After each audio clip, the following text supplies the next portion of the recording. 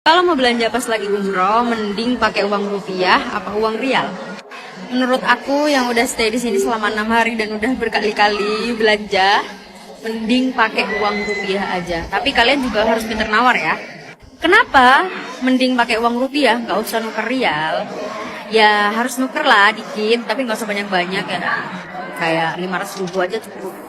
Nah, kenapa menurutku mending pakai uang rupiah? Karena di sini kalau misalkan kita nuker rial nih, biasanya 1 rial itu dihitungnya antara 4.300 sampai 4.500. Nah, tapi kalau pedagang-pedagang di sini, mereka hitung kursnya itu bukan 4.500 atau 4.300, tapi 4.000 rupiah. Jadi kita akan untung di situ. Pokoknya teman-teman pintar-pintar ngitung aja deh. Misalkan kita nanya nih, kayak ini aku nanya dia harganya 15 rial, tapi aku nawar jadi 10 rial. Nah, orang harusnya kan kalau kita misalkan ngitung kurs normal ya, kita tuker ke money changer atau ke bank. Nah, itu dihitungnya 4.350 kali 10 berarti sekitar 43.000. Tapi kalau kita bayar pakai uang Indonesia, kita bisa bayar 40.000. Karena apa? Karena 1 rial itu dihitungnya 4.000 sama orang sini. Jadi hitungannya untung teman-teman. Tapi tetap kalian harus pintar nawar. Harus nawar aja terus. Pokoknya kalau ditawar pasti dapat. Terus apa lagi ya? Kalau nawar, kalau bisa pakai bahasa Arab. Karena biasanya kalau kalian belanjanya pakai bahasa Arab itu lebih dikasih harga murah. Karena kita bisa ngerti nih. Misalkan orang Arab tuh masih ke orang Arab kan harganya kadang lebih murah. Kita ngerti mereka ngasihnya berapa sih ke situ. Jadi kita nggak bisa misalnya kasih harga mahal kan kita ngerti. Mereka juga sungkan mau ngasih harga lebih mahal. Kalau aku nggak bisa bahasa Arab gimana kak? Ya nggak apa-apa, nanti bawa temen yang bisa bahasa Arab kalau bisa. Tapi pakai bahasa Indonesia juga cukup kok. Karena orang-orang sini rata-rata, karena orang Indonesia yang ziarah ke Mekah dan Madinah itu banyak banget. Jadi pedagang-pedagang di sini rata-rata bisa bahasa Indonesia tapi terbatas. Tetap yang paling penting itu adalah skill untuk tawar menawar. Tuh, kalau mau dapat murah ya. Dah, sekian dari saya. 100.000 halal murah. Anies Baswedan 300.000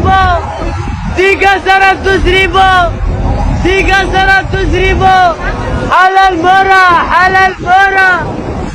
300.000. Yo guys, balik lagi bersama saya tentunya Oki. Nah, kita di video ini segmennya masuk ke ini nih, ada berita bahwasanya orang Malaysia malu katanya ringgit ditolak dan tak laku di negara ini, malah rupiah dihargai katanya gitu guys. Waduh, seperti apa beritanya? Yuk langsung kita simak saja Ini guys. sedang bercuti di Phuket. Dia pun pergi ke money changer nak tukar duit Malaysia kepada duit Thailand. Mengejutkan, money changer kecoh Baru-baru ini duit Malaysia tak laku dekat Thailand. di Thailand nggak laku. Biasanya seorang pelancong Malaysia ni sedang bercuti di Phuket. Dia pun pergi ke money changer nak tukar duit Malaysia kepada duit Thailand. Mengejutkan, money changer tu kata duit ringgit Malaysia tak laku. Katanya RM1 Malaysia mungkin akan boleh jatuh jadi 20 sen. Baru-baru ini, seorang pakar bedah Dr. Abdul Ghafur Mubarak meluahkan perasaannya dan juga kerisauannya tentang pengalaman yang berlaku di Phuket, Thailand. Beliau membawa wang ringgit Malaysia untuk ditukarkan di money changer tetapi tidak diterima. Money changer di Thailand memberi alasan bahawa risau dengan keadaan ringgit Malaysia yang sering turun naik. Mungkin hari ini nilainya RM1, besok akan jadi 20 sen. Malah ada juga komen yang mengatakan seorang isteri menukar wang ringgit Malaysia di Filipina juga tidak diterima. Jadi tuan-tuan dan puan-puan, ambil iktibar, duit kertas hanyalah jaminan sesebuah kerajaan dan boleh hilang nilai pada bila-bila masa. Alihkan sebahagian daripada simpanan dalam bentuk emas. Sekejap. Ringgit Malaysia tak laku di Thailand. Laporan ini dia merujuk kepada seorang pakar bedah kita yang pergi ke Phuket, Thailand bulan lepas. Sebab tu dia di Phuket, dia nak tukar duit. So dia pergilah ke money changer di sana. Tapi malangnya, money changer kat sana tak terima duit ringgit Malaysia. Dengan alasan duit Malaysia hari ni mungkin harganya RM1, tapi esok boleh jatuh sampai 20 sen saja. Uish, malunya duit ringgit kita tak ada nilai kat luar negara. Money changer di sana bagi tahu duit Malaysia tak ada nilai di negara mereka. Dan ada seorang lagi, isteri dia pulang ke Filipina. So dia pun mengalami masalah yang sama. Mereka di sana tak nak terima juga ringgit Malaysia. Mereka hanya terima wang dolar saja. So apa pendapat korang? Share di ruangan komen. Berita terkini, ringgit jatuh ke paras yang terendah dalam tempoh 26 tahun. Masih lagi nak simpan duit ringgit? Save dulu video ini untuk rujukan. Kita dengarkan apa pandangan pakar bagi mengatasi masalah kejatuhan wang ringgit. Mengikut laporan berita harian, ringgit jatuh ke paras yang terendah dalam tempoh 26 tahun banyak 0.3%. $1 yang terkini bersamaan dengan RM4.70 ringgit Malaysia. Sebenarnya ini bukan kali pertama kita alami situasi seperti ini. Kita pernah mengalami kejatuhan ringgit pada tahun 1998. Sebenarnya mata wang Malaysia bukan sahaja lemah terhadap US dollar tetapi juga kepada negara lain seperti mata wang Singapore dollar, Vietnamese dong, Indonesian rupiah. Tuan-puan yang ada banyak duit di dalam bank, berhati-hati. Pakar kewangan Tuan Azizi Ali menyarankan untuk kita simpan sebahagian wang tunai di dalam bentuk aset emas untuk melindungi kekayaan dan simpanan kita. Malah penulis buku terkenal Rich Dad Poor Dad Robert Kiyosaki sendiri telah mengesahkan bahawa emas adalah aset yang paling selamat di dalam dunia berbanding wang tunai. Alamak, Malaysia digugurkan dari senarai pemantauan mata wang Amerika Syarikat. Ya betul. Okey guys, tersebar berita baru-baru ni di mana Malaysia telah pun digugurkan daripada senarai pemantauan mata wang Amerika Syarikat. Senarai ni senarai apa guys? Karena nggak stabil ya. Senarai dinamakan sebagai currency manipulator list lah. Dekat pembendaharahan Amerika Syarikat ataupun US Treasury ni, dia memang pegang satu senarai tau. Dan senarai ni adalah senarai negara-negara yang manipulate dia punya pergerakan mata wang. Okey, dalam video ni saya akan explain dengan korang tentang beberapa perkara. Yang pertama, apakah itu currency manipulation? Yang kedua ialah macam mana dia manipulate dia punya currency. Dan yang ketiga pula, kenapa dia manipulate dia punya currency. Yang pertama, apakah itu currency manipulation? Sebenarnya mata wang ni mengikut prinsip ekonomi lah. Dia sepatutnya bergerak mengikut pasaran. Kalaulah permintaan terhadap mata wang negara tu tinggi, maka nilai dia berbanding mata wang negara lain pun akan tinggilah. Dan begitu juga dengan sebaliknya. Jadi apa yang dikatakan sebagai currency manipulator ni, negara itu dia tentukan hala tuju dia punya pergerakan mata wang dia, bukannya pasaran. Okey, yang kedua, macam mana dia manipulate dia punya currency? Dia manipulate biasanya melalui intervention daripada central bank ataupun bank pusat lah.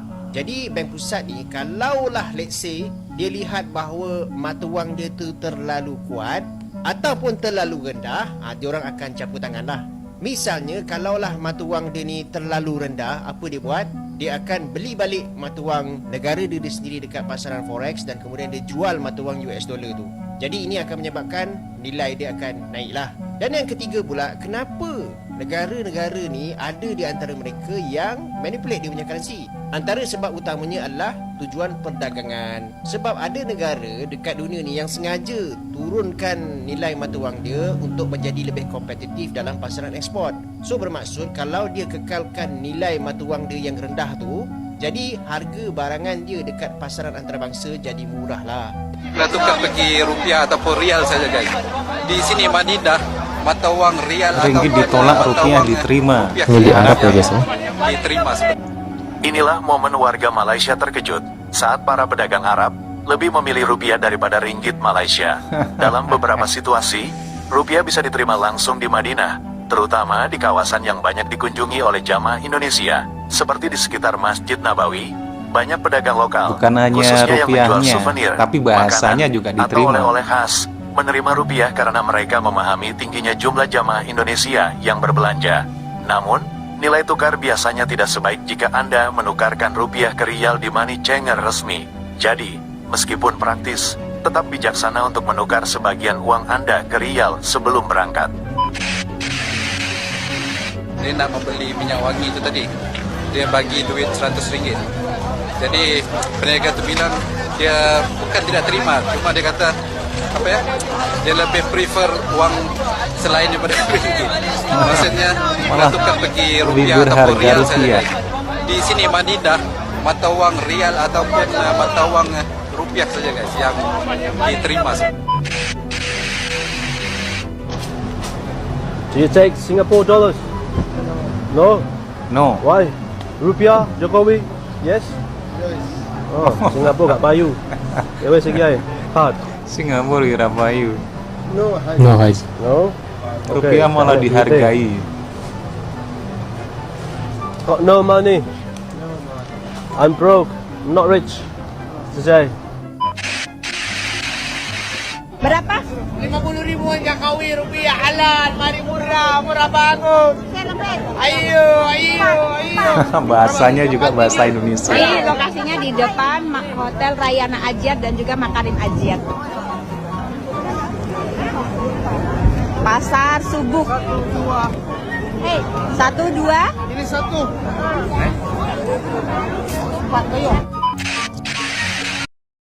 Aduh, bersyukur ya. Bahasa Indonesia banyak yang mempelajari ya tadi ya di Arab ya, penjualnya pakai bahasa Indonesia tuh ya. Jadi ketika kita berbelanja ke sana pun enak gitu. Jadi mereka mengerti ya, walaupun kita tidak mengerti mungkin bahasa Arab atau bahasa Inggris, dengan mereka mempelajari bahasa kita gitu ya. Jadi kita lebih mudah untuk berkomunikasi saat kita mau membeli sesuatu gitu ya. Dan tadi ternyata ya Singapura pun ternyata uangnya tidak mau ya, tidak mau diterima ketika orang itu bilang Indonesia, Jokowi, mereka langsung mau gitu. Apa menurut pendapat kalian setelah melihat beberapa info ini ya, bahwasanya uang ringgit ini ditolak ya, termasuk tadi Singapura ya, ditolak di negara ini, di Arab tadi ya, terus di Thailand gitu ya. Waduh, apa sih yang membuat mereka menolak ringgit, mata uang Malaysia termasuk Singapura? Kalau kalian tahu, tulis di kolom komentar seperti biasa.